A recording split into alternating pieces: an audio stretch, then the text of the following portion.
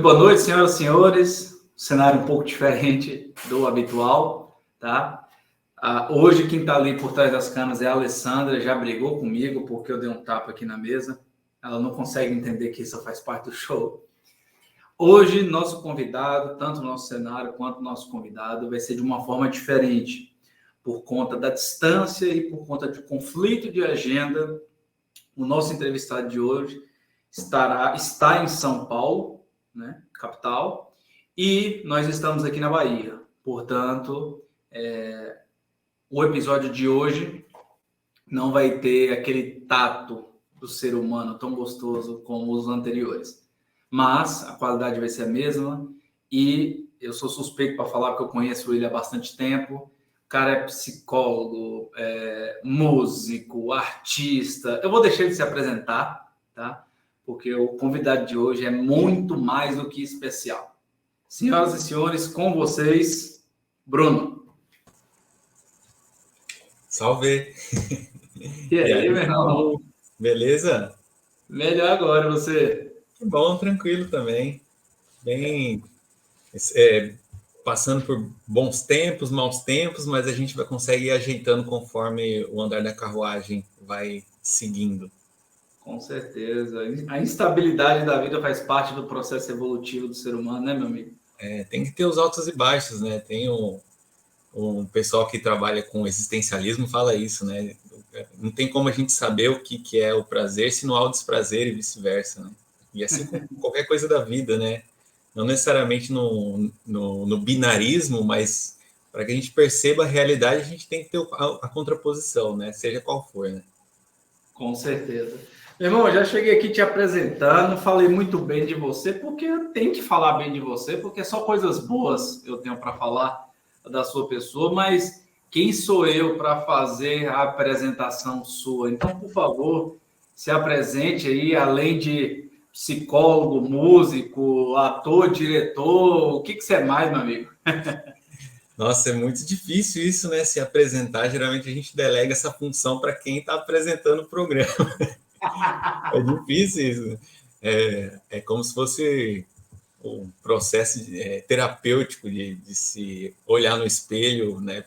Simbolicamente, como você se identifica, né? Mas, bom, se for pensar assim como o modelo de talk show, de apresentação, bom, meu nome é Bruno Santos, com o nome artístico de Bruno L. Joy. Exatamente. Eu sou psicólogo, sou mestre em psicologia, doutor em psicologia pela Unesp, psicólogo pela Universidade Federal de Mato Grosso. Trabalho bastante com as linhas da psicologia que lida com a clínica do autismo, com a clínica das psicoses e com a psicologia da música.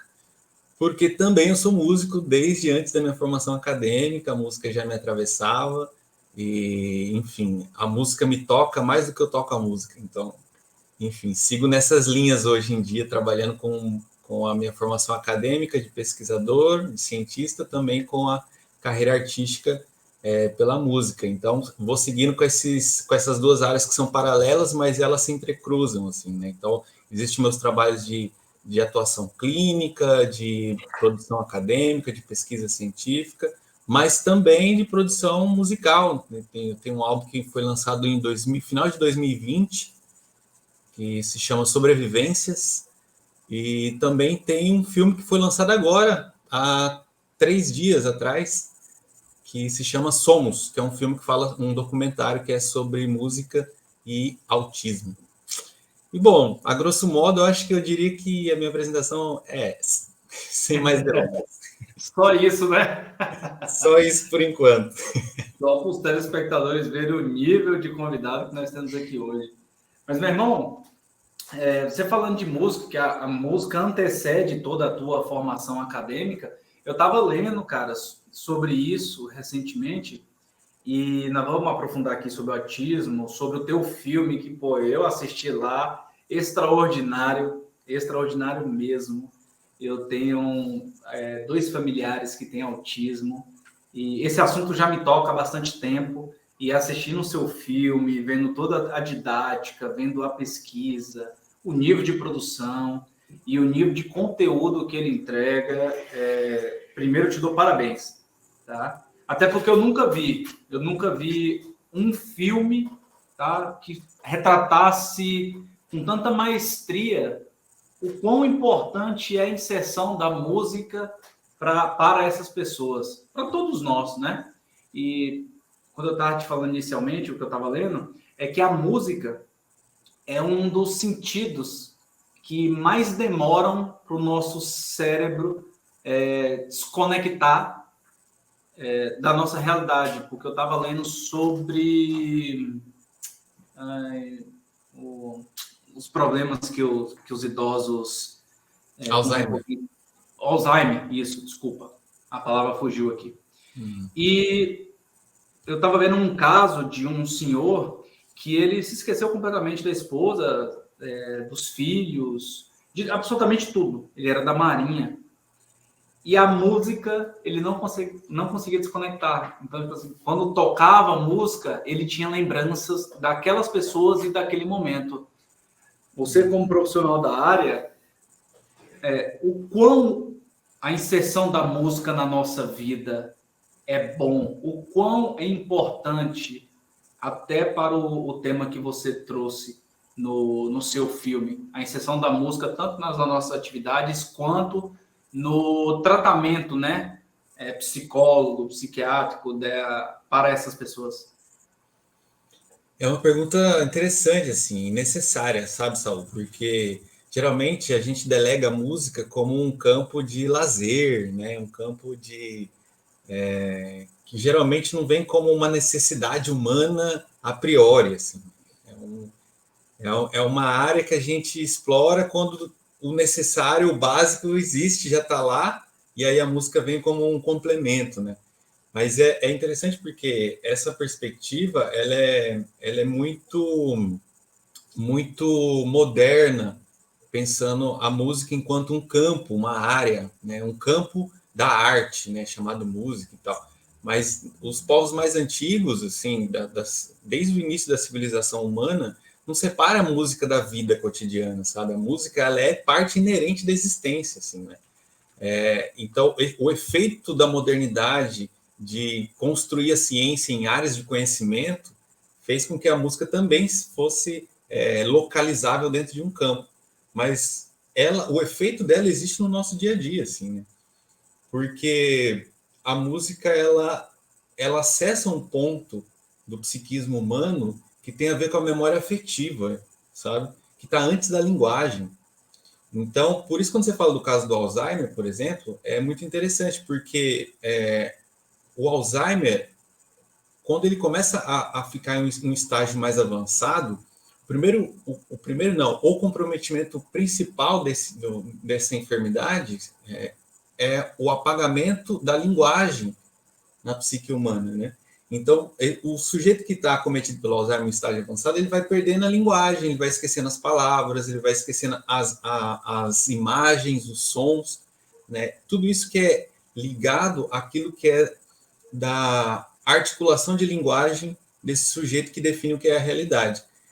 E a música, ela está antes disso, né? A música, ela está em um ponto em que antes da gente conseguir ter uma linguagem, construir uma linguagem, né? Enquanto crianças, na primeira infância, que não existe palavras ainda, né? Existem memórias das sensações, dos afetos, daquilo que ainda só vai ser nomeado depois, né? E a música, ela acessa esses tipos de afetos, sabe? Então, eu acho que essa que é a questão principal. Quando tem um documentário muito interessante que chama Inside Alive, ou é Alive Inside, não tenho certeza, mas enfim, é de um assistente social que faz um trabalho com pessoas com idade avançada, com Alzheimer.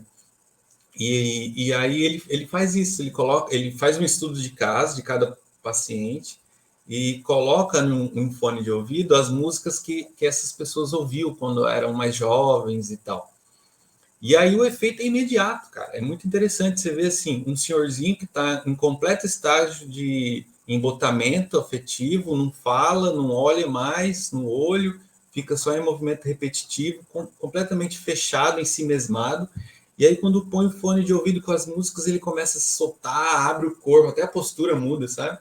Levanta a cabeça e começa a cantar as músicas, e ele fica lá uns minutos ouvindo essas músicas, aí esse assistente social tira o fone e conversa. E aí ele conversa com esse senhor e esse senhor fala com uma fluidez de linguagem, uma fluidez verbal, como se ele não tivesse Alzheimer. Ele relembra a história do passado, vai contando os causos como se não tivesse mais Alzheimer. E aí, com o tempo, ele vai voltando, vai regredindo até voltar novamente ao estágio que ele estava antes. Então, é como se a música ela acessasse esse ponto do inconsciente, ou em ponto do psiquismo humano, que está antes das palavras, e dispara alguma coisa, né, que faz funcionar novamente o que é a linguagem, de uma certa forma. Então, eu acho que a beleza de pensar a música é que a gente, antes da ciência reconhecer isso, como hoje tem acontecido, ela já facilitava e já trazia a nossa percepção de um modo de existir, ou modo de perceber a realidade, muito antes da gente reconhecer ela como tal, né? Então, na minha experiência, assim, enquanto músico, eu penso isso, que a música, a gente não sabe o que é direito, a gente só brinca com ela, sabe? O que ela é de fato, o que ela causa em nós, a gente não sabe muito bem, a gente só vai fazendo, sabe? Então, é interessante pensar isso. E engraçado você falar isso, porque no seu filme, cara, tem alguns músicos ali, são poucos, que eu conheço, né? O Flavinho, por exemplo. Uhum. Cara, músicos bons, né? Bons pra caramba. E aí, quando se pergunta o que é música, todo mundo trava de uma forma. Cara, música eu só sinto, eu não me pergunte isso, eu não sei explicar. É verdade.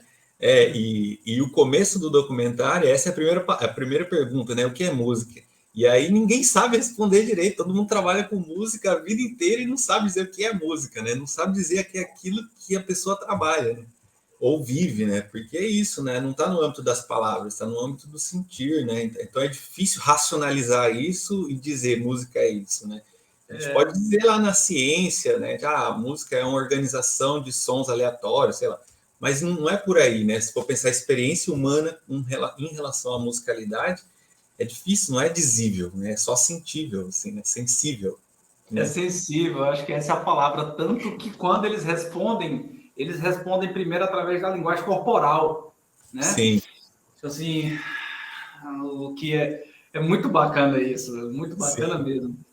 É legal. E eu gosto muito de uma frase da Maria Tomé, uma percussionista, música e musicista tremenda lá de Assis, que ela fala isso. Ela fica um tempo pensando, né, diante dessa pergunta, e fica pensando. Aí quando ela acha alguma coisa, ela fala. Ela diz assim: quando eu sou, a música é. Sabe? Tipo, é isso, não é racional, assim, sabe? É interessante pensar isso. Cara, e esse sentimento, essa sensibilidade foi algo que te tocou para você conectar o teu... Cara, filme, documentário, filme... É um documentário, não é? É um filme, a categoria é documentário. Isso. É um longa-metragem documentário. Certo. A música, pelo fato de você ser músico, conforme falamos, antes da tua formação, é algo que te tocou para poder trazer e falar sobre o autismo ou não? É algo da ciência comprovado que, se for inserido a música em determinadas atividades das pessoas que são consideradas autistas, graus leve, moderado, grave, isso vai afetar de uma forma positiva nisso. Como que foi a conexão? Porque o seu filme, me corrija se eu estiver errado, mas música e autismo, né, dentro do mesmo projeto, é o primeiro, concorda? A pesquisa que eu fiz é o primeiro. Então, acho que isso foi um dos motivos de ter elencado essa articulação de temas para fazer esse filme. Porque, originalmente, eu ia fazer um filme só sobre a música e a experiência psíquica humana. Mas esse filme ele é uma derivação direta da pesquisa de doutorado que eu realizei de 2017 a 2021. Então, a pesquisa ela foi acontecendo, né, teórica, literatura, prática clínica, mas, ao mesmo tempo, eu fui produzindo esse documentário com os elementos que eu ia levantando dentro dessa pesquisa. Então, fui entrevistando profissionais da música, profissionais da saúde mental, familiares de pessoas autistas, em várias cidades no país, em 3 países diferentes. Então, eu fui levantando esses dados. Enquanto eu ia levantando esses dados, ia trazendo uma massa de informação que seria interessante pensar um tipo de linguagem mais difundível, que não seja só um texto acadêmico, né? Uma tese, um livro dessa grossura que vai ficar na biblioteca da universidade, que pouca gente acessa. Então eu pensei, bom, o audiovisual é melhor, porque é mais fácil de entender, enfim, de assimilar. E a ideia original era trabalhar só com música e experiência psíquica. Só que aí a pesquisa de doutorado foi andando de uma certa forma que foi importante pensar que a articulação com o autismo é um tema pouco explorado, música e autismo. Um filme sobre isso eu também não encontrei. Não encontrei nada assim. Pode ser que exista, mas assim, numa pesquisa um pouco mais aprofundada, eu não consegui encontrar, sabe? Então, eu acho que foi uma aposta na originalidade do tema também, de pensar. Porque filmes sobre música existem muitos, né? Filmes sobre autismo também existem muitos, mas filme que articula música e autismo não encontrei. Então, isso, além de ter sido uma necessidade, porque, bom, seria muito bom para minha pesquisa se eu tivesse encontrado um filme que falasse sobre isso, né? Mas não encontrei. Então, na ausência disso, eu vou usar os dados que eu já levantei para produzir esse filme. Entendeu? Então, a ideia foi mais ou menos aí. E aí, com relação a hoje, a atual pesquisa sobre o campo da articulação de autismo e música, o que eu posso dizer é que ainda é um campo muito aberto, viu? O autismo, enquanto uma categoria clínica, enquanto uma condição psíquica, ela foi reconhecida há pouco tempo, sabe? Porque inicialmente o autismo ele existia como dentro da categoria das psicoses, sabe? Então era como o autismo ele fosse um ponto dentro do que seria a psicose. E só depois, agora recente, nos últimos 30, 40 anos, que foi reconhecido o autismo como uma condição única que não é psicose, é outra coisa. Então começaram-se a desenvolver uma série de estudos para tentar entender o que é o autismo, uma vez que é uma nova categoria, né, reconhecida no campo científico. E não existe ainda definido o que é qual é a origem do autismo, o que é de fato o autismo. A gente tem uma noção e uma convenção dentro das diversas áreas para entender e trabalhar com o autismo. Mas dizer que o autismo ele tem uma origem exclusivamente genética, ou uma origem exclusivamente neurológica, ou uma origem exclusivamente fisiológica, exclusivamente social, exclusivamente psicológica, não existe isso, porque não temos dados suficientes para comprovar isso. Então, o que a gente pode dizer é que o autismo ele tem muito mais proximidade com uma causa multifatorial, que envolve genética, psicologia, sociedade, do que dizer que ela é a origem dela está em uma dessas causas, sabe? Então, como é um campo aberto, ainda a gente não tem muita resposta, sabe? O que a gente tem são protocolos de identificação, de investigação clínica, protocolos de intervenção, mas esses protocolos eles podem e são modificados de tempos em tempos, né? Por exemplo, o próprio reconhecimento do autismo foi há pouco tempo, né? Nos manuais psiquiátricos que são utilizados no Brasil e no mundo, o autismo foi modificando o seu conceito e a sua nomenclatura ao longo de cada edição, né? Já foi chamado de transtorno global do desenvolvimento, transtorno invasivo do desenvolvimento. Aí, hoje, transtorno do espectro autista, está dentro de uma categoria de transtorno do neurodesenvolvimento, enfim. É uma coisa que vai mudando, conforme vai se conhecendo, a gente vai modificando a forma de abordar. Então, está muito aberto, sabe? Então, para dizer qual que é a base científica dessa relação música e autismo, é o que eu tenho tentado construir, porque também é uma coisa que ainda é inédita, entende? E aí, por isso que parte dessa pesquisa de doutorado eu fui fazer como pesquisador no exterior, na Argentina. Lá em Buenos Aires existe a Universidade de Buenos Aires, que eles têm um curso de musicoterapia que é reconhecido globalmente, assim. A musicoterapia lá é muito forte. Então, eu trabalhei por um tempo lá, fiquei 1 ano e meio na Argentina, para trabalhar com quais são as bases e as linhas possíveis de incorporar da musicoterapia dentro da psicologia da música para incorporar na clínica com autismo.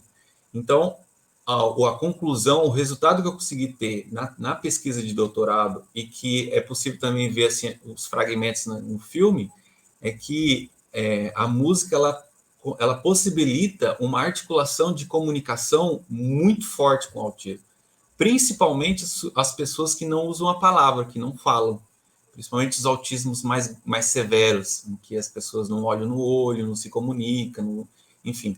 Então, a música ela traz uma possibilidade de comunicação e de enredamento de discurso que não vai pela palavra, que vai por outras possibilidades de linguagem. Então, na clínica, os casos que eu atendi ao longo da pesquisa, os dados que eu tenho levantado apontam que é um campo muito fértil de pensar a música com autismo, que trazem evoluções muito, muito possíveis e muito qualitativas.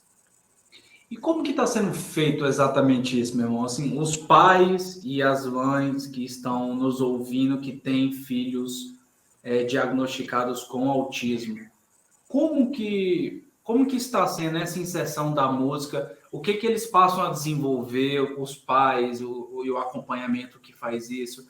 Eles começam a se comunicar, começam a formar frases, eles ficam talvez menos agressivos, aqueles que são autistas graves ou severo Você pode utilizar os dois. Né? O autista grave tem alguns que chegam a ser bastante agressivos, né? Lógico, não porque eles querem, mas por conta dessa condição. Isso diminui o grau de agressividade deles. O que está ajudando a inserção da música no tratamento dessas pessoas autistas? Então, Saul, a música ela possibilita uma abertura que não seja invasiva na comunicação com o autismo, sabe? Porque, assim, é como se o autismo, de fato, ele não é uma enfermidade, não é uma doença, não é uma psicopatologia, nem uma patologia. O autismo ele é um estado psíquico, é uma condição do sujeito. Então, é a condição que esse sujeito organiza a sua realidade dentro de padrões sensoriais, de como ele organiza essa sensorialidade. Por isso que eu falo da importância de pensar a linguagem. Porque a linguagem, a gente pensa geralmente em linguagem enquanto palavras, enquanto fala. Mas a linguagem ela tem a ver com tudo que é sensorial do corpo humano. Sabe? Tudo que você vê, o que você ouve, o que você cheira, o que você sente pelo tato, pelo paladar, isso se articula de determinada maneira, passa por um filtro psíquico e você define isso como uma realidade. Então, transformar isso em palavras já é um mecanismo mais rebuscado, mais complexo de linguagem. Mas antes da palavra, antes do verbo, antes da fala, a sensorialidade, a percepção do corpo humano já é uma articulação de linguagem. Então, o que acontece é que no autismo, essa forma de receber os estímulos sensorialmente e como ele faz para articular é diferente da maioria das pessoas, né? É como se no autismo não existisse uma modulação sensorial tal qual nós temos. Por exemplo, vamos imaginar aqui um exemplo sensorial visual. Eu estou numa sala com uma luz acesa.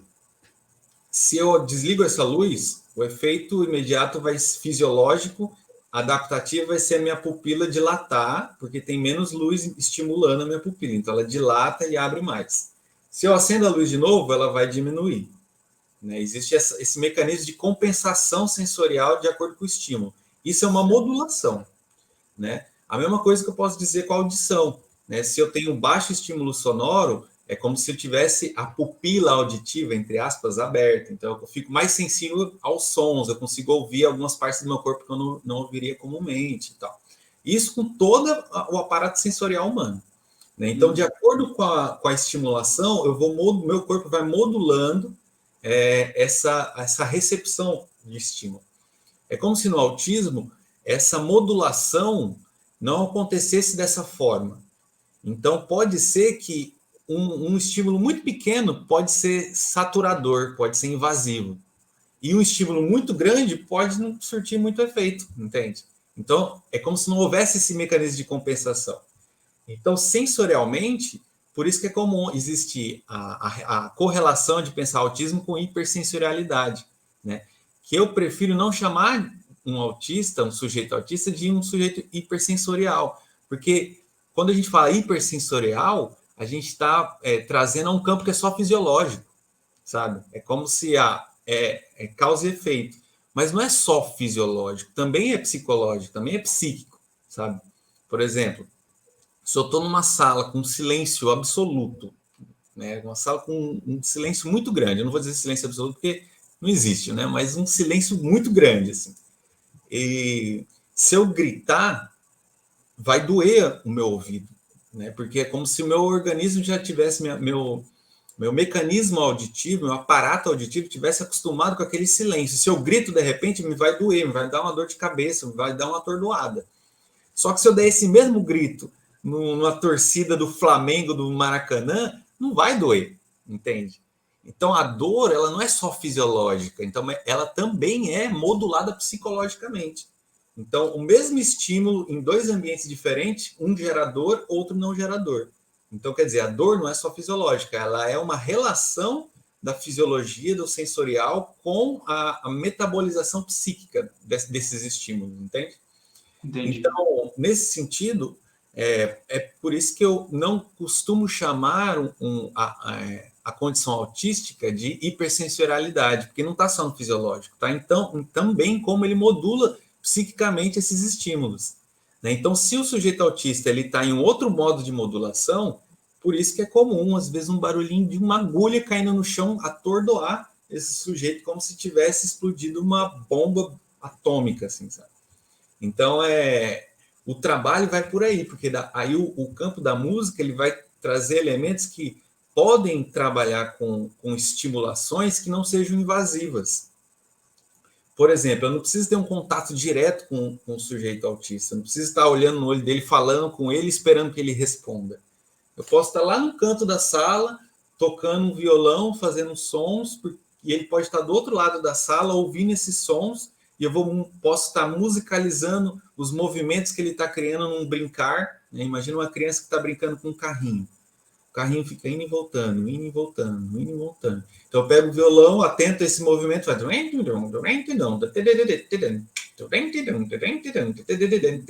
né? Seguindo o mesmo movimento do brincar dessa criança. Então eu vou enganchando uma linguagem com a outra linguagem que ela está produzindo ali.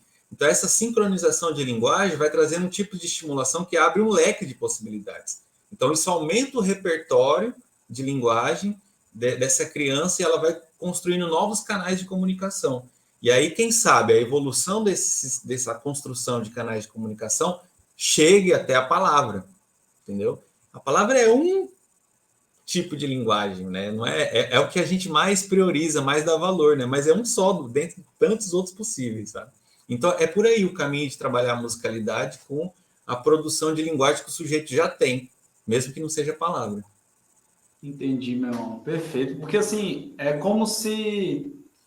Porque o sujeito autista, né, conforme você mencionou, ele não é tão sensível ao olhar para nós, né? Ele às vezes não consegue fixar o olhar, ele não consegue desenvolver a palavra. Então, se eu insiro a música dentro daquela relação ali, é como se eu estivesse conversando com ele, é como se eu estivesse olhando para ele, só que através dos sons. E ele está me respondendo. Né? E você não precisa ter um contato direto, né? Porque o que acontece muito no autismo é que a gente demanda, né, socialmente, por exemplo, aqui a gente está tendo uma comunicação, então a gente olha no olho, a gente está fazendo pergunta e resposta, cada fala que um faz ao outro já é esperando algo do outro, né? E no autismo, isso às vezes é muito invasivo, então por isso que eles preferem se retirar do discurso, preferem ficar ali porque invade psiquicamente. Né? E se a gente fica constantemente demandando que ele interaja com a gente, que ele fale com a gente, que ele olhe no nosso olho, isso acaba reforçando um fechamento. Né? Então, se existe essa defesa no autismo, é por algum motivo. Né? Então, o trabalho com a música, ele permite que a gente saia dessa zona de invasão, de ficar demandando o movimento para trabalhar no espaço. Porque eu toco violão no canto da sala, não preciso nem estar olhando para essa pessoa, não preciso nem estar falando com ela e demandando que ela responda. Eu só estou tocando ali, ao mesmo tempo em que ele está interagindo com esses sons acontecendo naquele espaço de uma interação indireta, entendeu? Entendi. Cara, você fala de música, é porque assim, música me toca, tá? Acho que, igual você falou, toca a todos nós, é uma coisa inerente do ser humano, veio antes, né, de tudo isso. E eu não sei se você assistiu no cinema o filme do Pantera Negra. Não assisti ainda, quero assistir. Cara, muito bom. A gente falando de música, de autismo, não tem nada do autismo no filme, mas em relação à música, porque todo mundo estava esperando por conta da morte do ator, né? E no primeiro trailer começa. Como é o nome daquela música? É a Rihanna que canta? É a Rihanna que canta. Eu acho que. No More Cry é o nome da música, ou é um. Enfim. Aquela No More Cry, né? Sei. O vídeo, né? O trailer começa dessa forma. Então, assim, você pega um ator que faleceu muito jovem, né? Insere ele no mundo do Pantera Negra, o que que aquilo repercutiu no mundo, no Oscar, um ator negro, todo elenco. O herói era negro e os vilões eram brancos. E aí você sabendo que é um filme sobre o luto, começa com essa música. Então, assim, eles começam de forma perfeita. Você consegue entender exatamente o que que vai ser aquilo, né? Só através da música. Que interessante, né, meu? Eu achei muito legal assim a proposta, e é por isso que já está batendo aí todos os recordes de bilheteria nos Estados Unidos, no Brasil, no mundo todo. Falando na relação global, me corrija se eu estiver errado também, tá? De 1 a 2% da população mundial aproximadamente é autista? Chega a ser essa percentual? Então, esses dados, eles são relativos, assim, sabe? Porque no filme, tem uma parte do filme que eu dirigi o enredo para seguir nesse caminho, assim. Não, ainda que eu não me estenda tanto e fique só nisso. Tem duas psicólogas, uma de Cusco, no Peru, chama Deira, e uma de Buenos Aires, chama Araceli. Elas falam sobre a perspectiva do que é o autismo e as estatísticas, né? E é interessante porque são visões bem diferentes, assim, né? Uhum. E dá para pensar que são também tem muitos fatores que interferem em pensar o que são os dados estatísticos da população autista com a população mundial. E são vários fatores, porque assim, nos últimos anos, é fato, nos últimos anos cresceu assim exponencialmente o número de pessoas autistas no mundo, mas cresceu muito, assim, de todos os quadros da saúde mental, o autismo é disparado o que mais cresceu nos últimos anos, sabe? Cresceu demais, assim, é assombroso você ver, mas como assim? Parece uma epidemia, sabe? Uhum. Ainda que falar epidemia sou estranho, assim, não no sentido que seja contagioso, assim, mas, porque não é uma doença, mas eu digo no sentido de A velocidade com que se. pulando, assim, sabe? Globalmente foi pipocando, assim. E aí a galera tenta entender, não, como assim? Por que está acontecendo isso? E aí, enfim, tem vários. Tem algumas pesquisas que falam, por exemplo, que países que já apontam 10% da população da nação que já são autistas, sabe? Enfim, 10%. É muito, hein, Mas cara? isso é muito. Então, essa que é a questão, é relativo, porque tem dois fatores principais que eu analiso aí. A primeira delas é que, uma vez que se nomeia, se reconhece uma categoria como autismo, vários casos que antes não eram identificados como autismo, hoje vão ser identificados como autismo. Então, já é natural pensar o aumento, porque antes não existia autismo. Aí hoje existe, então esses casos são identificados como autismo. Casos que antes era uma pessoa estranha, esquisita, excêntrica, sabe? Então, esse é o primeiro fator, né? Conforme a ciência vai evoluindo, vai se identificando e vai nomeando isso como essa categoria clínica. Minha mãe, que é assistente social, e minha prima, que é enfermeira, elas falam isso. Na nossa época, devia ter um monte de autista, porque não se identificava. Sim, não se identificava, não sabia, né? Como era isso. Né? E às vezes também diagnosticava como uma outra coisa, né? Enfim. Então, eu acho que esse é o primeiro fator, que é o fator de que, conforme a ciência avança, vai se reconhecendo e os profissionais vão ficando cada vez mais capacitados para poder identificar o autismo. Então, é natural que haja um crescimento. Sim. Aí, por outro lado, a gente tem o contraponto disso, que foi se popularizando de uma tal maneira a condição autística que ela foi romantizada dentro de uma perspectiva da diferença, que isso casa muito bem com um discurso que é um efeito natural do modo de produção capitalista, porque no capitalismo se exalta muito a singularidade, né? Que é o modo que a gente vive hoje, a singularidade como uma autoafirmação de si, né? Muito diferente, por exemplo, de povos que existem dentro de uma coletividade nata, sabe? Por exemplo, hoje é mais fácil a gente identificar isso, por exemplo, com alguns coletivos ou populações indígenas, por exemplo. O coletivo, ele é o performador da subjetividade, né? Dentro do modo de produção capitalismo é a singularidade. Então, existiu uma romantização e uma difusão que foi saindo, extrapolando da capacidade técnica de identificação do autismo. Então, hoje é muito fácil algumas pessoas, ou até mesmo alguns profissionais mal informados, identificar alguns sintomas ali e falar, isso é autismo. Tem movimento estereotipado? Não olha no olho? Tem uma linguagem diferente? É autismo, sabe? E para identificar o autismo, não é uma coisa rápida, não é um diagnóstico que você tira em uma sessão, em 2 sessões de meia hora. Porque tem gente que faz isso, sessão de 15 minutos, sabe? É muito complexo isso, né? O autismo ele tem que ser feito por uma investigação clínica.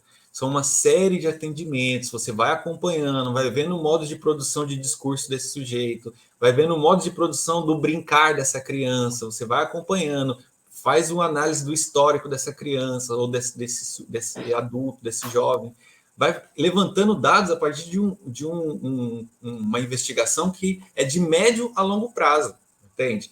Então, depois de todos os dados levantados, você vai fazer uma análise para identificar quais são os sintomas atuais, os sintomas antigos, quais são os tipos de adaptação que esse sujeito teve, para daí você fechar um diagnóstico. Então, um diagnóstico com autismo, necessariamente, ele tem que ser um diagnóstico diferencial.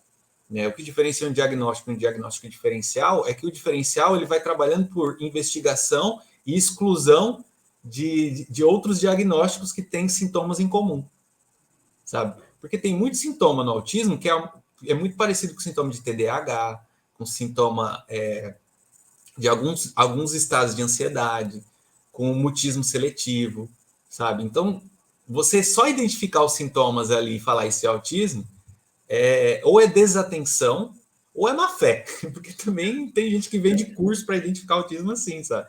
Então, eu acho que esse é outro fator, né? Conforme os manuais estatísticos foram criando protocolos de identificação do autismo, foi aumentando esse leque de sintomas que hoje é muito fácil você ver uma criança que tem X sintomas e identifica ela como autismo, sendo que, na verdade, ela não é, sabe? Porque se uma criança que não tem estimulação, ela vai desenvolver os mesmos sintomas do que é uma criança autista.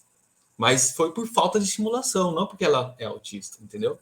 Uhum. Então, é super complexo, né, pensar. Então, tem esses 2 fatores aí que dizem muito sobre a complexidade do autismo, que a gente tem muito ainda que aprender e estudar e, enfim, pesquisar sobre isso. Né?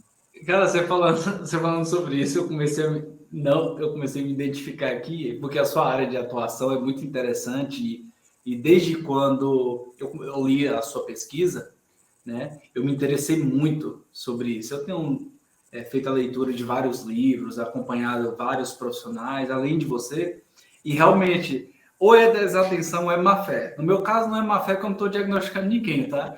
Mas, assim, eu comecei a ler sobre TDAH, sobre autismo, sobre psicopatia, né? Aí eu comecei a analisar, eu peguei a ciência, porque existem 2 ciências hoje, né? A ciência e o WhatsApp, que é outra ciência, que é mais assertiva, né? A ciência do WhatsApp, eu não leio ela não, tá? Porque ela é uma verdade absoluta. Eu vou para outra. Verdade. Aí eu comecei a... eu peguei aquilo, tudo aquilo que eu estudei, tudo aquilo que eu li, e aí eu comecei a comecei a analisar o conjunto de pessoas que eram próximas a mim. Aí aconteceu isso, conversando com minha esposa, né? Eu acho que tal pessoa tem TDAH, eu acho que aquele ali é psicopata, eu acho que aquele ali é autismo. Aí a Alessandra falava para mim, não viaja. Ele, por exemplo, é psicopata, não viaja, de sentimento.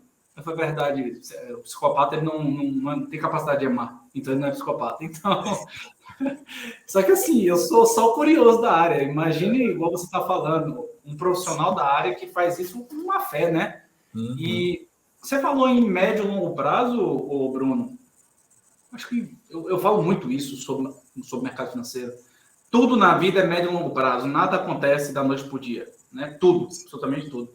Mas, assim, você falando de a médio e a longo prazo, qual que seria, se é que existe um tempo assim ideal, não? Se você fizer um acompanhamento a partir dos 6 meses de uma criança, ou um ano e meio, 2 anos, leva-se aí 12 meses até 24 meses para a gente fechar esse diagnóstico. Tem um tempo preciso, ou pelo menos aproximado, ou não? O tempo preciso não existe porque o diagnóstico de autismo ele não tem relação só com o biológico, né? Como, tipo, você faz um exame, no exame identifica tudo que tem ali, né? Isso. Ele passa por um protocolo clínico. Então, clínico é observação, é levantamento de informações e investigação. Então, o protocolo clínico é só na prática do cotidiano, né? Você tem pelo menos uma vez por semana fazer uma sessão e trabalhando com esse paciente, com essa pessoa. E aí isso vai variar muito, porque, por exemplo, se for uma criança, né, a gente tem que fazer análise ou intervenção a partir do brincar, né? Vamos brincando, e conforme a criança vai brincando, ela está ali demonstrando o seu modo de produzir a linguagem. Se for uma pessoa adulta, é pela conversa. Se ela for uma pessoa adulta que fala, é pela conversa, no diálogo. Então, depende muito de como essa pessoa ela vai conseguir trazer parte da sua vida, do seu cotidiano, nas sessões, entende?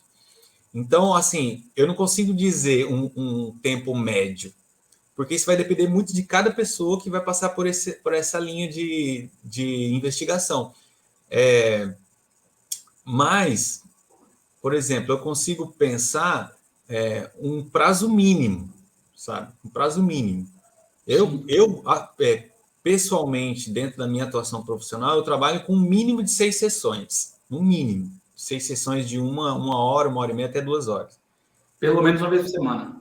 Pelo menos uma vez por semana. É porque isso, a gente tem que diferenciar o que é a investigação diagnóstica, investigação clínica para produzir um diagnóstico, e o prognóstico, que tem relação com os tratamentos, né? O diagnóstico é investigação, que você vai levantando dados. O prognóstico tem a ver com quais os tratamentos que você vai fazer, qual o tipo de intervenção que você vai fazer para perceber ou possibilitar a evolução desse quadro. Uhum. Então, diagnóstico e prognóstico, identificação e intervenção. Então, para diagnóstico, com menos de 6 sessões, que é um protocolo que eu desenvolvi profissionalmente, é muito difícil você conseguir levantar dados suficientes, sabe? Só que é o mínimo, porque isso vai depender de cada pessoa, né? Se a pessoa não consegue trazer muito sobre o seu dia a dia, não consegue dialogar muito, fica mais difícil de conseguir levantar informação. Então, aumenta-se o número de sessões, né? E aí o importante é que, uma vez que, beleza, tenho dados suficientes para fechar um diagnóstico, né? Eu falo fechar diagnóstico, mas essa palavra é muito forte, né? Para identificar um diagnóstico. Uhum. Beleza, eu tenho essas informações. Então, eu vou produzir esse diagnóstico com uma análise clínica, fundamentado teoricamente, com a prática clínica, com referenciais científicos. Na psicologia, existe um protocolo de emissão de laudo psicológico. E esse tipo de documento, ele é bem embasado cientificamente, fundamentado, assim, né? Metodologicamente e tal. A partir do momento que você emitiu esse diagnóstico, na minha prática, na minha atuação, eu percebo que é importante que esse diagnóstico tenha um prazo de reavaliação futura. Então, fechei o diagnóstico. Bom, conforme a singularidade desse caso, eu vejo que é importante a gente reavaliar daqui a um ano. Se daqui a um ano a gente reavaliar e ver que o diagnóstico é o mesmo, assim, os sintomas são o mesmo, o modo dessa pessoa interagir com o social e perceber e viver a realidade é o mesmo, a gente faz a manutenção do diagnóstico. Agora, se ela evoluiu, se ela piorou os sintomas, então a gente vai reformulando ou acrescentando alguma categoria dentro desse diagnóstico ou até mesmo a extinção desse diagnóstico. Porque, inicialmente, a priori, há de se pensar o diagnóstico de autismo como algo imutável, né? Mas os estudos atuais vão comprovando algo que é muito complexo. Por exemplo, uma criança que ela está demonstrando sintomas sintomáticos, né, de uma possibilidade de autismo. Se há uma intervenção nessa primeira infância, se há uma intervenção suficiente, ela pode sair dessa zona de autismo. Porque no desenvolvimento humano existe um estágio de ensimesmamento dessa criança que seria algo próximo ao que eu chamaria, entre aspas, de autismo comum. Se há uma intervenção suficiente, essa criança consegue sair dessa zona. Então, há de se pensar nos estudos contemporâneos que pode existir estados limites, que há um trânsito entre o estado autístico e outros estados. Então, é possível pensar, então, eu te dou o diagnóstico hoje, mas daqui a um ano a gente reavalia para ver se a gente faz a manutenção, modifica ou extingue esse diagnóstico de acordo com a evolução prognóstica de cada paciente. Perfeito, perfeito. Respondido. Era uma dúvida que eu sempre tinha, porque é difícil, né, cara? É uma coisa que não se diagnosticava anteriormente, e aí do nada explode o número de casos. Sim. Então, e realmente é difícil achar muita informação precisa sobre isso. A questão é que, como o autismo ele não é uma cartilha, né? Assim, segue isso define autismo. A gente está sempre suscetível a trabalhar por aproximação da investigação clínica, mas reconhecendo que futuramente, dependendo da evolução ou do prognóstico dessa pessoa, a gente reconsidera aquele diagnóstico, não era autismo, então, era outra coisa, mas naquela época podia ser lido como autismo, mas hoje a gente pode pensar que era um transtorno de ansiedade social, por exemplo, entende? Isso vai depender não só da evolução e do prognóstico da vida dessa pessoa, mas também de como a ciência vai andar nesse prazo de tempo, que aí a ciência vai reconhecer esses sintomas não mais como autismo, sim como outra coisa. Então, por isso que é importante a gente estar fazendo um processo de reavaliação contínua, sabe? Perfeito. Cara, eu queria trazer, já poderia fazer isso depois, mas eu já faço aqui agora. Eu queria trazer você aqui na Bahia para dar uma palestra, para falarmos sobre isso. Eu sei que você é um cara muito complicado de agenda, nós estamos um pouco longe, né? Eu falei inicialmente em São Paulo, mas você está em São Paulo capital, ou no interior de São Paulo? Não, eu estou no litoral, na Baixada Santista. Você está muito melhor do que eu aqui, pelo amor de Deus. Estou bem. Estou morando em Bertioga. Bertioga, litoral. Quantos habitantes tem aí, meu irmão? Hoje a média para esse último censo o esperado é uns 80 mil habitantes. É uma cidade pequena, mas tem uma qualidade de vida muito boa, assim, tem um fluxo grande, porque a gente está a 1 hora e pouquinho de São Paulo, não é longe, então tem uma de Santos também, é do ladinho de Santos. Então é isso, tem uma vida que dá para ter a mobilidade e a construção de rede dos grandes centros, mas também é uma cidade que você consegue viver o interior, tem um mar aqui, do outro lado da rua ali é o mar. Então a gente consegue viver uma qualidade de vida boa aqui. Você tá vivendo tudo que eu desejo viver, meu amigo. Estar perto de um grande centro, porém fora dele. Isso, é importante. E esse cenário aí, conta para mim aí onde você faz seu som, seu batuque, aí sua sala. Esse aqui é meu estúdio, cara. Montei um home studiozinho que eu trabalho. Esse home studio eu vim montando ao longo dos anos, assim, né? Porque é isso, né? A gente vai conseguindo levantar uma grana, vai investindo aqui, ali, vai montando, né? E aí, em um momento da minha vida, eu trabalhei bastante com direção de som, no cinema, também produzindo música, como produtor fonográfico, então eu fui investindo bastante nesse campo da música, assim, né? E aí, depois que eu terminei a graduação e fui entrando na carreira acadêmica, no mestrado e doutorado, aí eu fui juntando a psicologia com a música, aí já foi servindo para trabalhar com isso também, né? Então, por exemplo, a maioria dos instrumentos aqui eu uso na clínica também. Então, é um espaço que me deixa ser workaholic, assim, porque é música e psicologia o tempo inteiro aqui acontecendo. Assim. Que legal, cara. Eu não tenho talento nenhum, cara. Eu, quando eu tinha, sei lá, acho que com 15, não, foi quando eu morei em São Desidério. Eu tinha 17 anos, 17 para 18 anos. Eu peguei o violão de um amigo, eu falei, se ele aprender a tocar sozinho, por que não eu? E aí eu peguei, sabia nem para onde é que eu ia, tentei estudar e não consegui, não desenvolvi esse talento porque eu imaginava assim, eu falei, cara, toda pessoa ou que canta ou que toca é uma pessoa agradável, é difícil ter uma pessoa que trabalha com música, que vive da música, não ser um ser humano agradável. Então, eu quis exercer isso, não consegui, não é meu talento, e eu admiro muito quem canta, quem toca, seu trabalho aí, misturar a psicologia, né, o estudo do autismo com música, acho extraordinário, fantástico. Então, Saul, é interessante você falar isso, porque muita gente pensa isso também, e eu tendo a não concordar, cara, porque eu acho que todo mundo é musical, mano, é que a gente não É, percebe, tá ligado? Tipo, igual, você tá falando comigo, mano. Só o fato de você tá falando, você tá criando uma música de improviso que é super complexa, tá ligado?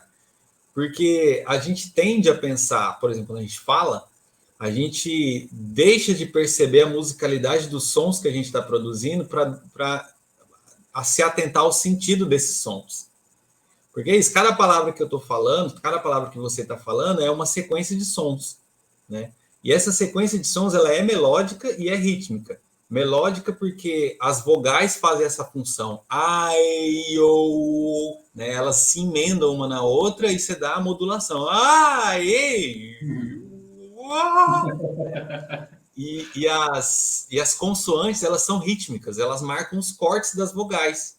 Então, papcanamoanafita, sabe? Você vai criando o ritmo em cima da melodia das vogais. Então, falar é cantar de improviso. Só que a gente só percebe isso quando a gente ouve esses sons fora da significação. Então, eu vou falar uma frase sem significação.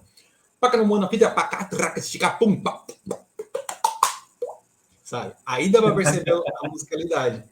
Só que é isso, a gente recalca, a gente joga para o inconsciente a musicalidade do que a gente produz para dar prioridade ao sentido. Mas se a gente conseguir trazer isso um perto do outro, a gente percebe o quanto que a gente é musical.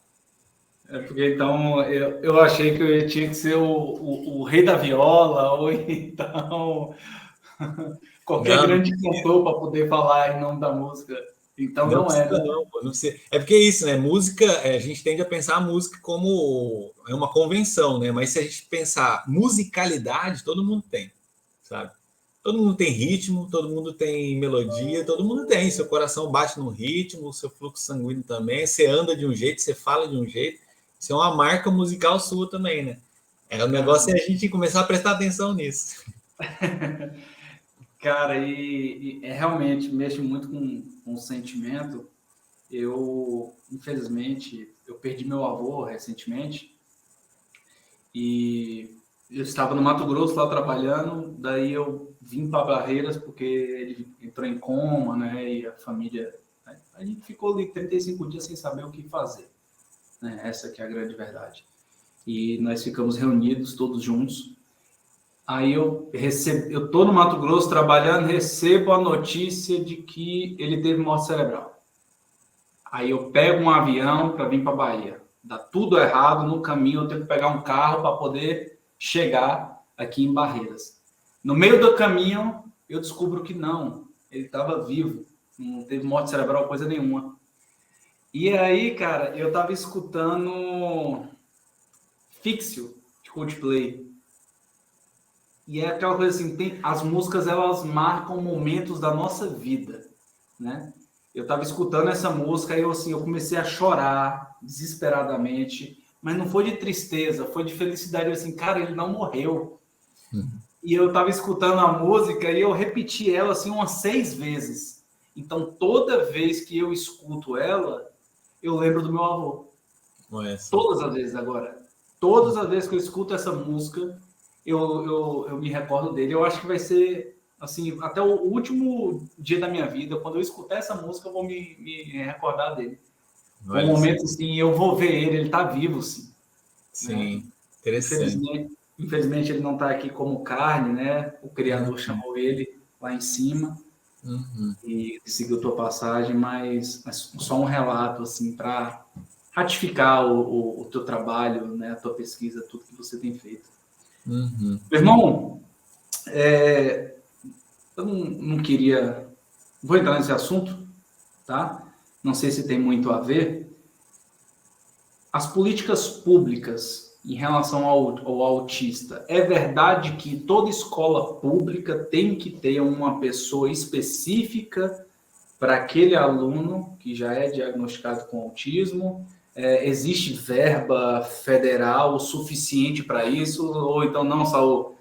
O que existe é uma tentativa, mas assim como na saúde, na educação, no esporte, de tudo, é muito falho. É mais o nosso dia a dia mesmo. Como que tem sido isso? O poder público, a política em si, as políticas públicas em benefício dessas pessoas? Pela lei, existe sim uma condição de amparo à condição autista, sabe? Existe até, tem algumas leis que amparam muito bem, assim, tem a Lei Berenice Piana, tem o Estatuto da Pessoa com Deficiência, enfim, tem várias legislações, assim, que amparam a condição do autista, sabe? Uma vez que a pessoa autista tem um diagnóstico, ela pode ter, por exemplo, vai fazer um vestibular, um concurso, ela tem direito a uma condição para realizar essa prova que a deixe dentro de uma certa zona de conforto, sabe? Por exemplo, barulho, né? Ou então, sei lá, às vezes um barulho do ventilador pode deixar a pessoa em possibilidade de fazer a prova, sabe? Então, existe sim. Assim como, por exemplo, uma pessoa com deficiência física tem direito a um ajudante, né? Deficiência visual, a uma pessoa que leia a prova para ela. Então, a pessoa autista também tem direito, dependendo da singularidade da sua condição. Então, existe legislação para isso, e na escola é a mesma coisa, né? Aí é isso, na lei tem uma coisa, agora na prática é difícil. É difícil, porque cada prefeitura faz da maneira que dá, assim. Algumas prefeituras fazem o possível, outras prefeituras não zelam muito por isso, sabe? Então é bem complexo, assim. Eu acho que a tentativa da legislação atual é tentar desenclausurar o autismo dentro das escolas que eram segregadas, né? As escolas para as pessoas deficientes, né? Porque existia isso, né? Essa questão é muito polêmica e é complexa. Eu tendo a pensar que a escola diferente da escola comum, só para pessoas com deficiência ou pessoas autistas, ela tem um papel legal, porque pode ser especializada em educação e tal, só que ela segrega, né? Ela faz com que a pessoa deficiente, faz com que a pessoa autista, ela não conviva em meio social. Então, automaticamente, toda a sociedade que se forma em um núcleo escolar não convive com a deficiência, não convive com o autismo, não convive com os transtornos do neurodesenvolvimento, ou, enfim, todos os outros transtornos, as pessoas vão segregar pelo desconhecimento, pela ignorância. Não vai saber lidar, vai ficar meio assim, como sabe, não vai interagir. Então, é importante que essas pessoas, essas crianças, estejam inseridas na escola comum, porque é preciso que tanto essas pessoas convivam com a sociedade, como é direito de todo cidadão, assim como as outras pessoas neurotípicas, ou seja, que não têm um transtorno, uma deficiência, conviva e saiba o que é a diversidade, entende? A questão é que para poder sair dessa escola segregada, escola separada, para entrar no modelo da escola comum, é preciso ter uma estrutura para isso. Essa estrutura ela é de RH, ela é de pessoa, de técnico, de pessoa que tem uma especialidade dentro da área, né? Aí o que acontece? Não tem. Aí a prefeitura, cada prefeitura faz o seu bem bolado, né? Tem prefeitura que faz convênio e contrata estagiário, tem prefeitura que contrata pessoa que é especializada em educação especial, enfim, aí varia muito, assim, né? Mas geralmente é mais comum que tenha, né? Um acompanhante, ainda que seja um acompanhante que não tenha, não seja técnico, mas geralmente tem. Mas ainda está muito defasado, viu? É bem difícil, assim, porque é isso, o professor não dá conta, né? Sim, eu já acho um absurdo um professor dar conta de tanta gente ao mesmo tempo na sala, porque é isso, né? 40 alunos. Quanto mais, assim, eu não diria que diminuir o número de crianças da sala, sabe, ou de alunos da sala. Eu acho que talvez ter mais profissionais em sala de aula, sabe, para conseguir dar uma atenção singular, né, e não ficar só numa massa que só quem grita mais alto consegue atenção, por exemplo. Então é a mesma coisa de pensar a educação de pessoas com deficiência, ou pessoas com transtorno, pessoas com autismo. Que é isso, né? Existe uma necessidade de trabalhar uma linguagem especializada. Então, é preciso ter alguém, né? Para acompanhar e fazer um suporte para o professor em sala de aula. Enfim, é bem complexo, assim, mas existe legislação para isso que garante. Então, se um pai, uma mãe, um familiar tem uma filha com diagnóstico e não conseguiu, é direito, então tem que tentar pela prefeitura. Não conseguiu, entra no Ministério Público, porque de algum jeito tem que conseguir, sabe? É lei, isso aí tá defendido por estatuto. Então, deixa eu ver se eu entendi. Além de defender mais professores, concordo, tá? No ambiente escolar, você acredita que seria melhor para essas pessoas que a escola convencional e a PAI fossem no mesmo local? Seria isso? Olha, complexo isso, viu? É complexo e polêmico também. Porque é isso. A proposta da APAE é muito boa. Porém, existe uma relação muito forte da metodologia aplicada na APAE com a ideologia que foge da educação em consciência, entende? Geralmente, a APAE está vinculada a um papel religioso. Isso é importante, eu acho que a sociedade ela tem... O Brasil ele é um país laico. No entanto, considerando a laicidade do país, é importante pensar que a vinculação da ideologia religiosa não pode acontecer dentro do processo educativo. Ele pode acontecer dentro de uma formação cidadã. Mas, por exemplo, antigamente, na minha época, a gente tinha ensino religioso na escola. Só que ensino religioso era só ensino cristão. Sim. Não tinha religiões de matriz africana, não tinha outros tipos de núcleo religioso. A gente não conhecia nada. Então, foi se revisitando isso e pensando, não, eu acho que então ensino religioso não está sendo ensino religioso. Então, aí, por exemplo, a entrada da filosofia na grade curricular é para poder pensar também as possibilidades das matrizes religiosas. Teologia está dentro da filosofia, por exemplo. Só que teologia não se restringe a uma única religião. Então, eu acho que a religião é importante trabalhar na formação cidadã dos brasileiros. Porém, vincular alguma ou outra religião, ideologia religiosa, ao processo de educação em si, não está na lei brasileira. Eu acho que aí já foge do preconizado na legislação brasileira.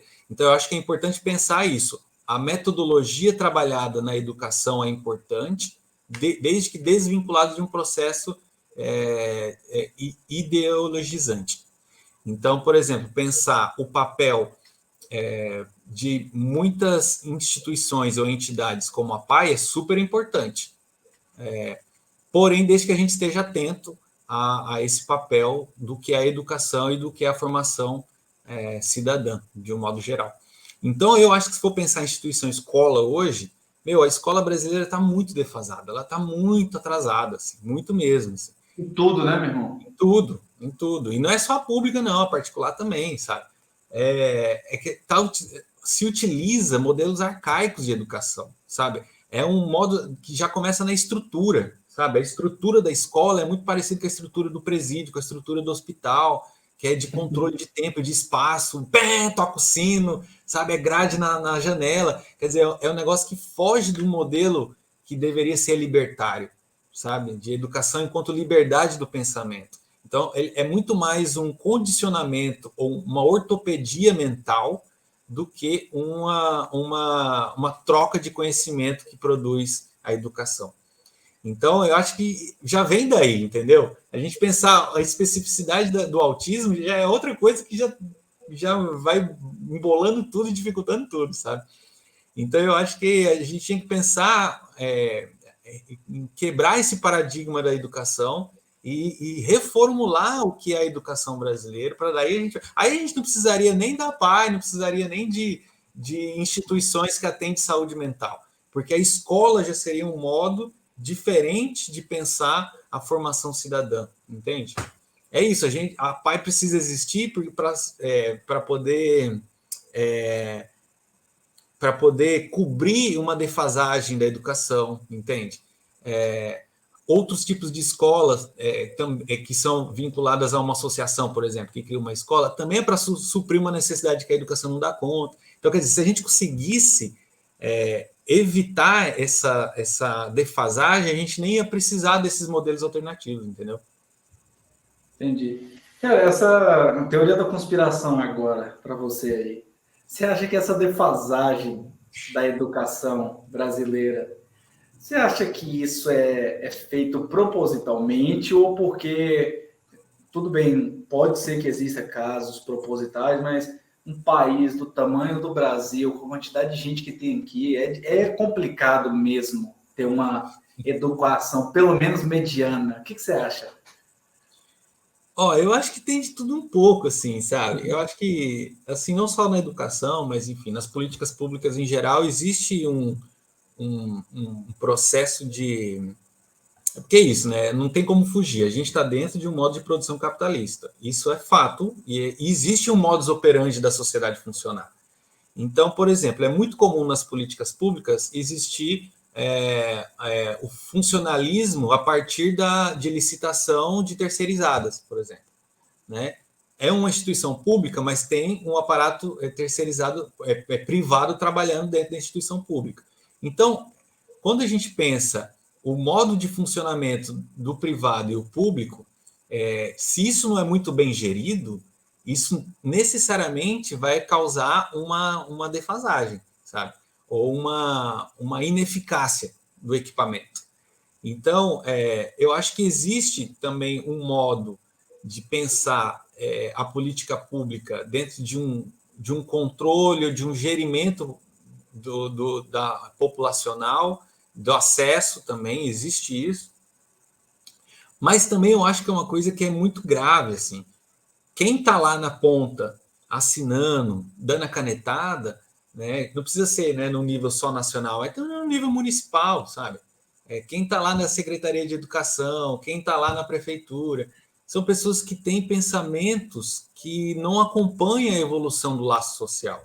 Então, está preso a esse modelo de escola que é o modelo que essa pessoa teve como referência, entendeu?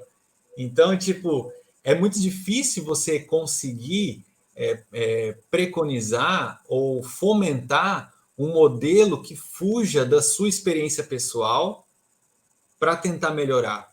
Porque sempre na nossa concepção, a nossa foi a melhor, sabe? Porque, né, tipo, a minha foi melhor, eu cheguei até aqui e valeu a pena, sabe? Se for pensar, nossa, a minha foi péssima, mas eu vou produzir algo melhor, mas usa como referência o modelo que se teve. Então, tipo, é muito comum, né, quem faz a gestão, né, as equipes que fazem a gestão da política pública, ter esse pensamento preso na educação tradicional, sabe? Então, isso é muito difícil. Por exemplo, a gente saiu alguns anos atrás do modelo seriado para o modelo... como é que é o nome? Esqueci, me fugiu a palavra. Regime ciclado. Saímos do regime seriado para o regime ciclado. Nossa, a galera caiu de pau em cima. Como assim? A criança nem está estudando e está passando de série obrigatoriamente e tal. Assim, meu, tá zoado, tá zoado. Mas é isso, porque na metodologia, na lei, na teoria, ela é muito boa. Ela está conseguindo. O regime ciclado ele seria o melhor para a evolução social, para a sociedade como um todo. Mas, quando a gente transforma essa legislação na prática, esses profissionais que estão aplicando essa legislação, essa teoria, são profissionais que têm a prática tradicional. Então, não funciona, entendeu? Então, não adianta você botar um regime ciclado numa escola, sendo que os professores estão presos no modelo seriado, entendeu? Por quê? A educação, a didática é uma didática piagetiana, é uma didática voltada à prova, à avaliação, a você precisa decorar a tabuada para ganhar uma caixa de bombom, por exemplo, entende? Você tenta a prática ser arcaica e tradicional com um modelo que é contemporâneo. Não vai funcionar. E é isso que acontece, não está funcionando mesmo. Mas é isso, isso também cabe a pensar que a instituição que forma esses profissionais, uma universidade, um curso técnico, precisa estar atento a isso, entendeu? E é o que acontece, mas ainda é pouco, né? Porque a maioria, o que eu percebo assim na minha prática é que quem está mais atento, está conseguindo mudar os paradigmas e uma prática mais contemporânea são as pessoas mais jovens, né? Que já houve uma quebra geracional. Então, essas pessoas, não estou generalizando, é o que eu percebo na prática, mas tem muitos professores que são de gerações muito mais atrás que nós, que estão muito mais à frente do que os jovens de hoje, sabe?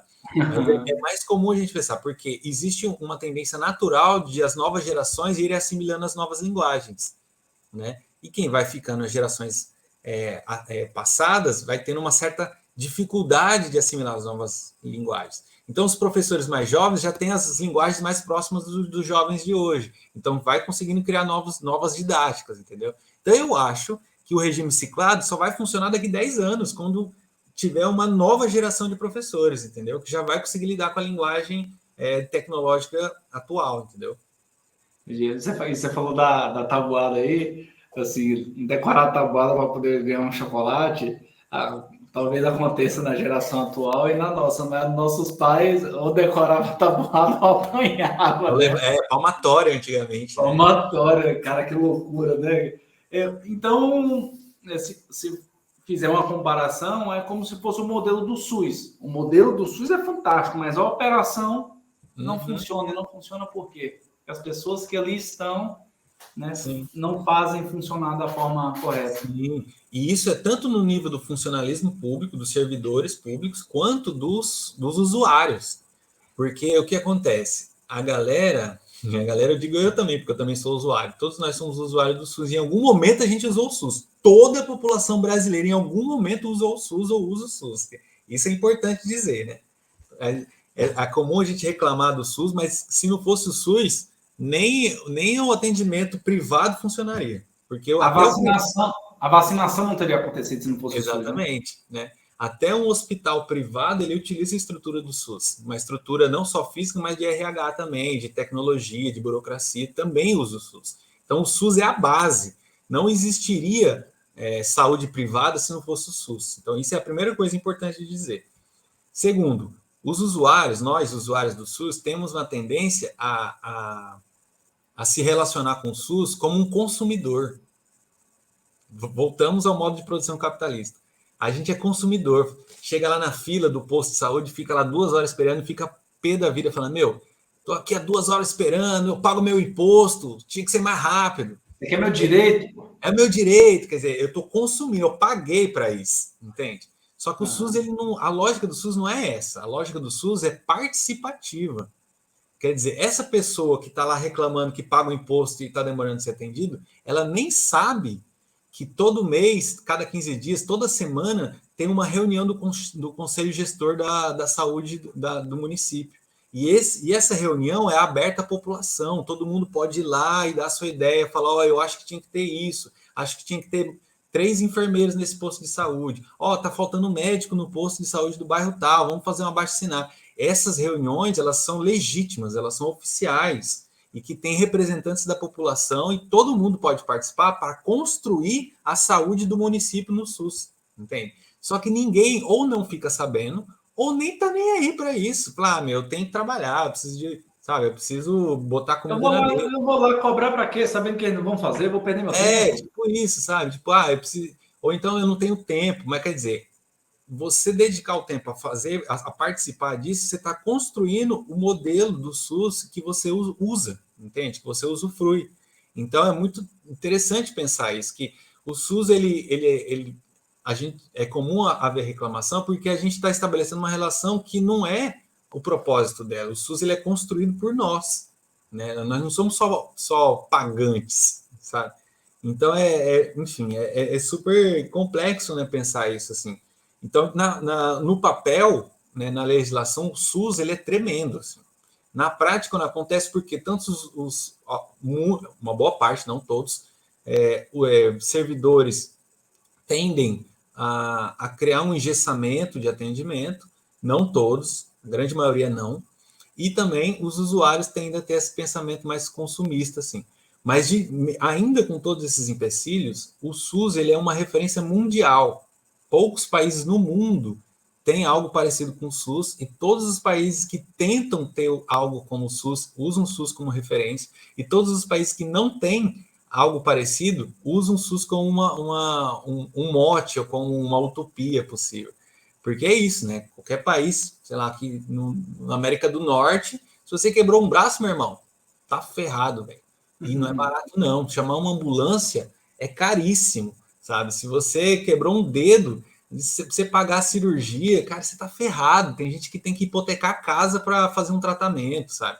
E é isso, tem gente que morre, tem gente que prefere perder um braço porque não dá para pagar. E aqui no SUS a gente tem transplante de órgão, mano, de graça, tá ligado? Mano, como assim, velho? Eu parto do seguinte pressuposto, que nós temos um bom país nas nossas mãos, meu amigo. Se ele está dando errado, a culpa é basicamente nossa, né? Não é de terceiros, não é do capitalismo selvagem, não é do comunismo que retornou, não é nada disso, meu. É sua, que não vai cobrar, que não faz sua parte. É de todos nós, né? Sim. E é isso, por isso que eu penso, pô, o SUS ele tá aí, ele não é, né, o modelo ideal, né? A gente está na utopia. Mas assim, em vez de pensar, vamos privatizar o SUS, pensa, vamos investir no SUS, tá ligado? Em vez de privatizar, é investir, mano, é investir, porque numa situação como essa da Covid, da pandemia, quem salvou o país foi o SUS, não foi os hospitais privados, não foi o laboratório privado, foi investimento público. Quem criou todas as vacinas foram investimentos públicos, né, que foram capitalizados, mas tudo a pesquisa ela é pública, né? Até você usar um celular, isso aqui, essa tecnologia que hoje é privada, ela surgiu dentro de uma pesquisa de financiamento público, né? Então o SUS ele é isso, assim. E quando a galera fala assim, tem que privatizar, não tinha que existir SUS, não. Meu, me dói na alma, velho, porque essa pessoa está numa geração que não sabe o que é não ter o SUS. Eu também não sei, mas eu estudei para entender a história, de pensar, mano, antes do SUS, cara, era lamentável, assim.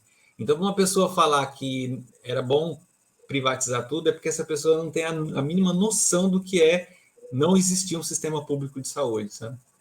Quando a pessoa, eu acho assim, quando aponta o dedo para falar não deveria existir o SUS, é porque é uma pessoa, se ela aponta o dedo, né, se ela não se debate, se ela não discute, se ela não fala o porquê que não deveria existir, é porque, na verdade, Bruno, ela está numa bolha de excessos. E a grande maioria da população não vive o excesso, né? A gente vive a escassez. Então, quem teve a escassez de saúde, quem teve a escassez de alimento, de saneamento, de tudo, a pessoa realmente critica quando tem que criticar, mas fala, cara, antes do SUS era muito. As pessoas morriam de quê? De malária, cara. Febre amarela, né? De pneumonia. Né? Era uma situação assim, era um caos, né? Sim. No Brasil ali no início do século passado. E é muito louco, cara, porque o SUS, ele tá na estrutura do funcionamento do país, sabe? Tipo, você não tem como, por isso que eu falo, não tem como um brasileiro não ter usado o SUS, sabe? Porque, por exemplo, saneamento básico passa pelo SUS, sabe? Medicina do trabalho passa pelo SUS, sabe? Manejo de materiais tóxicos, de raio-x passa pelo SUS. Tudo aquilo que que é gerido pelo privado também passa pelo SUS, porque a saúde ela não está só no âmbito do usufruto do hospital, do posto de saúde, sabe? Está em tudo. Na água que você abre ali e tá vindo a água ali, ela tem um protocolo mínimo de ser bebível, entende? E esse protocolo, quem faz a gestão é o SUS, sabe? Então, é gerido pela Sabesp, aqui no caso de São Paulo, é privado.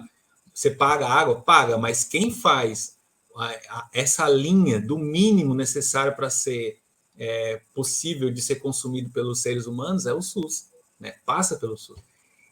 Isso em tudo, sabe? Uma lâmpada, você vê aqui, né? Essa lâmpada ela tem que passar por um protocolo do SUS, cara, porque isso não pode ser uma luminosidade que pode afetar a minha retina, sabe? Então, esse negócio de você pensar o Inmetro tem relação com o SUS, porque isso tem um protocolo a ver com a saúde humana. Então, tudo que é consumível pelo ser humano tem que passar por um sistema de regulação para poder ser utilizável, ser comercializável. Então, tudo isso tem relação com o SUS, sabe? Acho que falta sair um pouco da bolha das redes sociais, dos grupos de WhatsApp e buscar a ciência de fato como ela é, né? Antes de sair criticando e falando um monte de besteira. É verdade. Irmão, a Alessandra tá me chamando ali já nosso tempo, né? Ela tá me dando um joinha aí, eu falei, o papo tá bom, mas... Olha, vou fazer o convite aqui, tá? Para todo mundo que está nos assistindo, ter o seu sim ou o seu não, coloque na tua agenda, para nós organizarmos uma palestra aqui no interior da Bahia, porque é um assunto, assim, de um enriquecimento pessoal, é algo tão satisfatório de falar que eu ficaria com você aqui mais 3 horas, tá? Se você tiver disponibilidade, eu sei que também essa agenda, daqui a pouco você abre a janela, você olha assim, caramba, aquele mar ali, acho que eu vou dar um banho antes de ir para uma cama ou tocar um violão. Então, meu irmão, já fica o convite, tá? Legal. Obrigado pelo papo, foi bom demais. É sempre muito bom falar com você, ainda mais com esses temas tão importantes, né? E antes de despedir oficialmente, por favor, eu quero que você deixe aí para os telespectadores aonde eles te encontram, como é que eles fazem para acessar seus conteúdos, sua pesquisa. Falei tudo. Legal. Bom, eu agradeço, Saul, o convite. É sempre muito massa trocar ideia contigo. Nem precisa ser no campo formal, né? Ali no WhatsApp mesmo, ali nas trocas de mensagem, é sempre muito da hora. E eu aceito o convite, sim. Eu acho que seria muito interessante. Já estou com uma vontade, já faz um tempo, de voltar para a Bahia. Ou para o Mato Grosso, dependendo de onde vocês estiverem, né? Mas, enfim, eu tô fazendo agora algumas viagens, que eu estou fechando umas palestras, alguns cursos, umas capacitações. Então, eu estou conseguindo organizar a agenda, assim, por ano que vem. Eu acho que vai ser bem produtivo. E, enfim, agradeço aí o convite. Agradeço também a seu companheiro aí de estar na contenção aí tecnológica. Com certeza. E para me achar, pode ser pelo meu Instagram, que é Bruno_Ljoy, ELJOE, Bruno_Ljoy. Tem o Linktree também, que lá tem todos os meus links, que é Linktree/Bruno_Ljoy. Tem o meu e-mail, que é bruno.g.santos@unesp.br.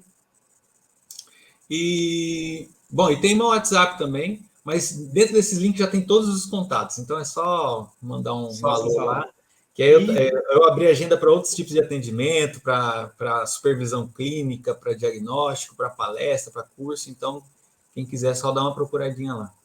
E seu filme, meu irmão, ele tá no YouTube? O filme está no YouTube, o filme se chama Somos. É um documentário sobre música e autismo. Foi lançado agora, dia 22 de novembro, que é o Dia do Músico, da música também. E está lá no YouTube, disponível para todos, é gratuito, é só acessar lá. Quem assistir, dá um comentário lá, fala o que achou do filme, dá um joinha lá, porque quanto mais a gente, né, agora nós estamos na era do algoritmo, quanto mais joinha, quanto mais a gente salva um vídeo, mais ele vai ser espalhado, né? Então, quem curtir, achar que é interessante, ajuda na divulgação, porque é o fruto de 8 anos de pesquisa, de doutorado, de mestrado, e que ele foi feito para ser gratuito para a maioria de familiares, de pessoas interessadas em conhecer, sem precisar gastar com isso, sabe? Então, tá lá no YouTube, só procurar lá. Com certeza. Eu fiz a divulgação também lá, passei para todos os meus familiares. E é um. Cara, mais uma vez, né, despedindo aqui, parabéns, tá? O filme documentário, ele é muito acima da média. Não é porque eu sou seu amigo, não é porque você está doando o seu tempo aqui, não, mas é porque, de fato, eu até fiquei assim, cara, o Bruno conseguiu produzir isso aqui sozinho, meu irmão. Ficou muito acima da média mesmo. Eu vou tirar uma foto, Bruno. Eu vou tirar uma foto, vou fazer uma história, alguma coisa. Minha esposa, meu amigo do céu, ela tá ali, ela é pancadaria para todo lado. Ela, meu Deus do céu, você não limpa uma câmera. Eu não tenho esse tipo de talento, cara. Parabéns. Mas foi legal, foi um trabalho assim árduo. Ainda que o trabalho tenha sido basicamente solo, assim, mas eu tive ajudas que foram imprescindíveis, assim. Tive a ajuda do meu amigo Pablo Cubi, que ele fez a edição do filme, mora lá em João Pessoa. Tive a ajuda de algumas pessoas que me ajudaram, algumas filmagens, porque eu só tinha uma câmera, né? Aí um amigo tinha uma câmera, fazia a câmera 2 enquanto eu fazia a câmera 1. Aí Gustavo Frazão, Melina Gorjon, Guilherme Bragiola, Yasmin Benelli, Clarissa Martins, uma galera que me ajudou assim.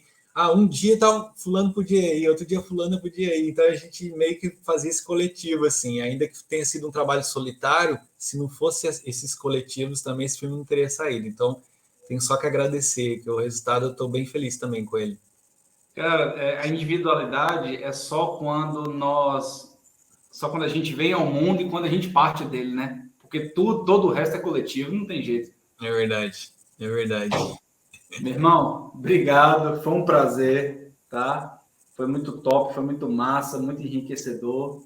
E fica aqui o convite, além da palestra, uma próxima oportunidade a gente falar de diversos. Você é um cara com muito conteúdo, a gente pode falar de muita coisa aqui. Legal. Para você. Eu agradeço muito, e é isso, é só chamar. Próximas vezes, quiser fazer outros episódios, é só chamar. Eu vou dar um tchau aqui com a minha cachorra, que ela tá me chamando, eu acho que ela quer dar um tchau. Dá um tchau. Pega aí. Dá um tchauzinho. Tá me cutucando aqui para aparecer no vídeo. Eu acho que ela vai assim, pô, vamos dar uma passeadinha ali na praia? Acho que é isso. Já deu, tá na hora, tá na hora. Então pronto. Irmão, fica com Deus, um abraço, viu? Valeu, Saúl, até mais, abraço. Falou, meu irmão, um abraço. Tchau.